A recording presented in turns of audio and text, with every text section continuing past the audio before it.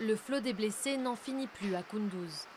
Des civils pris au piège des combats entre les forces du gouvernement et les talibans dans le nord de l'Afghanistan. Là où nous habitions, c'était une zone sûre, mais les talibans en ont pris le contrôle.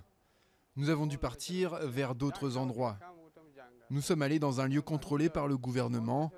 Mon frère, qui était avec son troupeau, a été frappé par les balles des talibans. Cette année à Kunduz, l'offensive de printemps a pris le gouvernement afghan par surprise. Le principal théâtre des combats, d'ordinaire au sud et à l'est du pays, est désormais au nord. Les autorités décrivent des talibans mieux équipés, mieux entraînés, et qui comptent parmi eux de nombreux combattants étrangers venus notamment d'Asie centrale.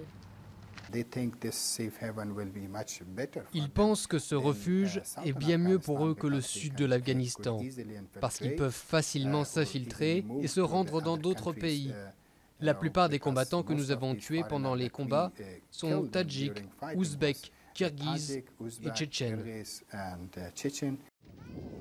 Le gouvernement assure avoir réussi à repousser les talibans. Mais à Kunduz, les familles déplacées par les combats sont partout.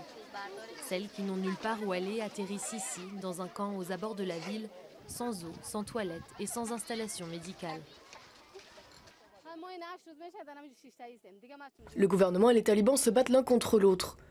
Mon beau-fils a été pris au beau milieu des combats et il a été emprisonné par les forces du gouvernement. Ses enfants ont faim et soif et nous n'avons pas de nourriture à leur donner. Près de 4000 familles déplacées à Kunduz ont un besoin urgent d'aide. Cette saison des combats s'annonce comme la plus meurtrière depuis la chute du régime taliban en 2001.